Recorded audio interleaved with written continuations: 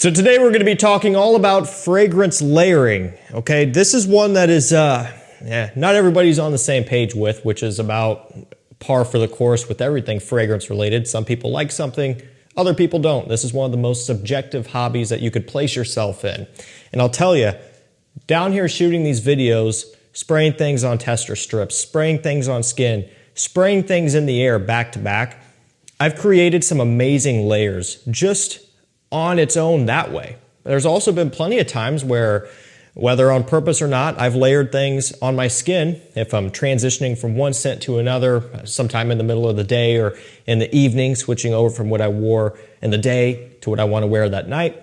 I've done that before too, with great success. You can also look at some clone brands which have been guilty of doing a very similar thing, not layering, but more so combining or creating what I like to call hybrid clones, where a clone brand will, put in a little bit of Bleu de Chanel and then a little bit of, whatever else, Elysium, and a little bit of Aventus or whatever it might be, and then bottle it all into one and sell it. Kind of have a mixture of a bunch of separate things. So it's something that works well, can be very popular, but not everybody's into it. For those of you who want to take it to the next step and create some layers on your own, but you don't know where to start, I'm going to give you a few that I have done with great success that smell amazing. When you start collecting a lot of fragrances, sometimes you feel like you might never be able to wear them all or use them all. Maybe it feels wasteful, you're just not sure what to think. This is kind of like you feel as though you're able to utilize more of what you have, which it sounds stupid, but really when you start collecting a lot of things, there's only so many days in the year, right? 365 days in a year. How many of you guys have more than 365 fragrances? I'm sure there's a few of you out there who do, right? And so this is going to give you a way to really work through your collection even more, even if you only have a handful of fragrances in your collection. This is a way to spice things up and make it a bit more interesting without going and spending more money and buying more fragrances. So no matter what side of the fence you're on there, this might be a little bit fun to mess around with. Let me know down below, what are some of your favorite fragrance layer combinations? Okay, just whether you came up with them yourself or you saw them elsewhere or whatever. And let me know. Curious, I want to try more. And if you don't like layering fragrances, tell everybody down below why it's such a bad idea due to the art form, right, of fragrances, and it's disrespectful. I want to hear that side of things too. Okay, this first one is Creed Aventus and Allure Sauvage. Now, I did not come up with this. Actually, this has been done for a long time. I mean, when did Sauvage come out? 2015, something like that? Aventus 2010. These have both been around for a long time. This has been going on ever since Sauvage came out. That's when I kind of started doing it. Well, a couple of years after when I got Sauvage. But, this is a combination that, again, is pretty popular in the grand scheme of things. Also, clone brands like Parfums Vintage has something called X-Batch, and then they have X-Batch Intense and a few others that essentially combine the Allure Sauvage Ambroxan smell with Creed Aventus. So these work well together because both rely heavily on Ambroxan. Creed might try to tell you it's ambergris, but it's Ambroxan, okay? And so they both have citrus as well, a lot of pineapple, bergamot in this side of things, blackcurrant and others, fruits and stuff, apple, and then Sauvage, it's basically all bergamot with Ambroxan and a bit of pepper. Aventus has a little bit of a peppery, spicy, and woody undertone as well. They do complement each other very nicely. Now, this is going to be hard to do all at once, and I'm not going to do this with all of them probably because it's just going to be, my nose is probably going to be bleeding by the time I'm done, but gotta hurry. Okay, there we go. Got them both up in the air, just next to each other. It smells freaking awesome. It smells so good. I mean, it works really well.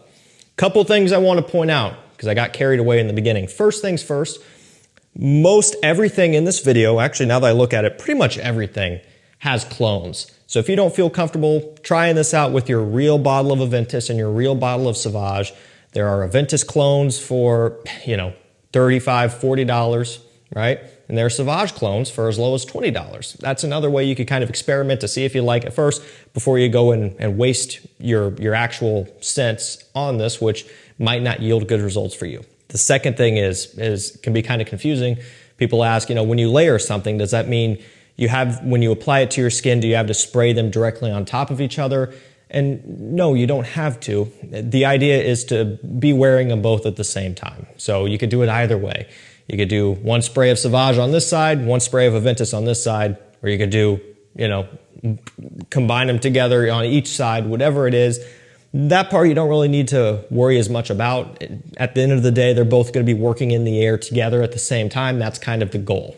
This next one is Ultra Male and Tom Ford Ombre Leather. So what I love so much about this is this provides a nice masculine balance to the overwhelmingly sweet Ultra Male. So Ultra Male, gosh, I mean, you guys know it. It's all about the pear, the vanilla, the tonka, and some lavender, but really not a ton. Just very, very sweet and very young, playful smelling. And of course, ombre leather, basically all about the leather, right? And a little bit of amber in here too, but mostly leather. Although it's a relatively mild, easygoing, subdued leather note, not something that's super earthy and strong like Tuscan leather. So combining these just give you kind of the best of both worlds on both sides. It brings a little bit of a masculine and classy take to Ultra Male, but then Ultra Male brings a little bit of a more playful, easygoing type of feeling to ombre leather, which is a little bit more dressed up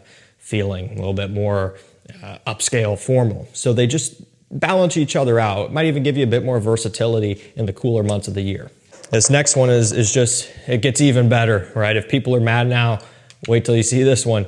Baccarat Rouge 540 and Mercedes-Benz Club Extreme.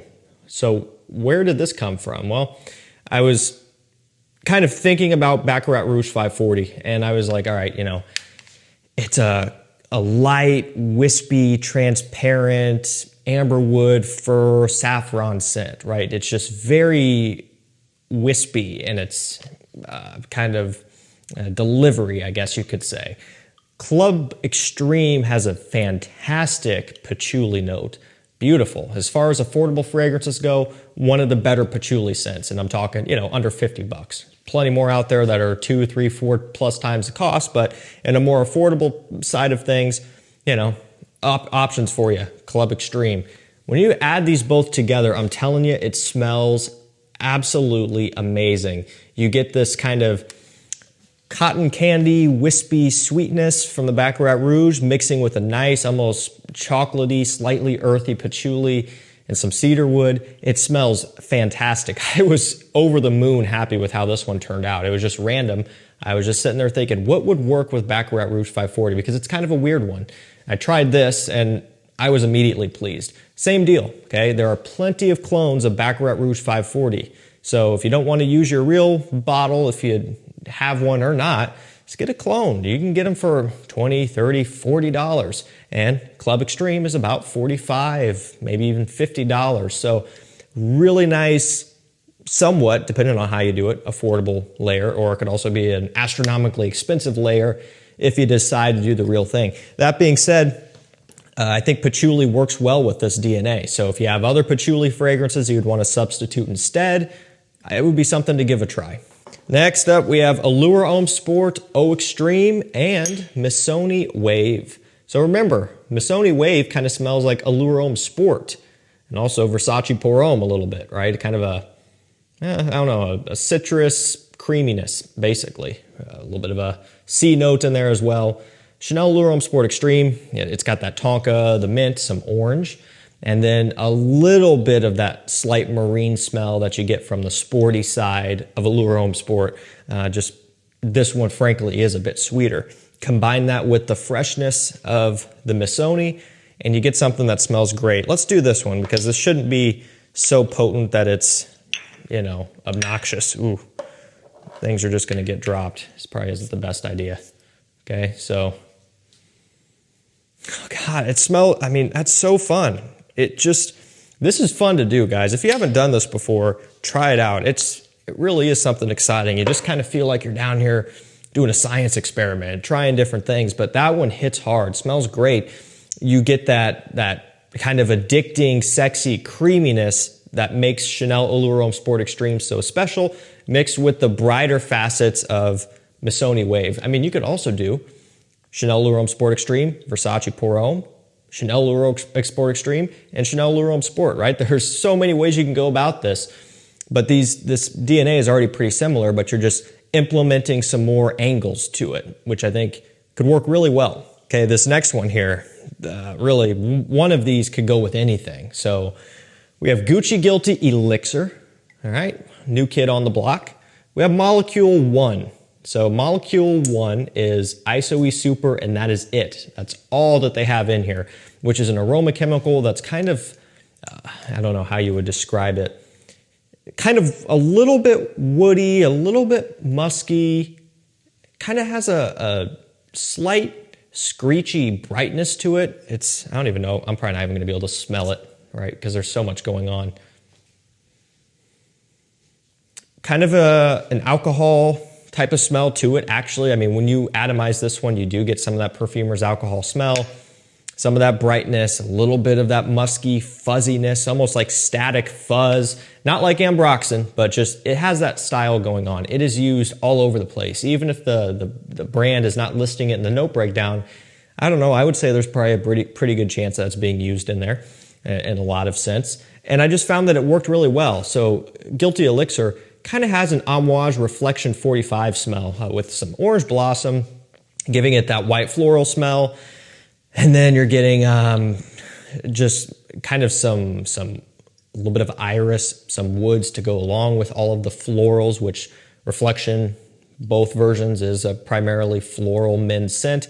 So you've got that deal going on here. This one just has a little bit more of a heaviness to it, making it more comparable to Reflection 45. Versus the Eau de Parfum. And then again, Molecule 1, nice aroma chemical base to boost it up. And so you'll find typically when you hear people talk about Molecule 1, it could be a good performance enhancer if you're wearing a scent that typically doesn't perform as good.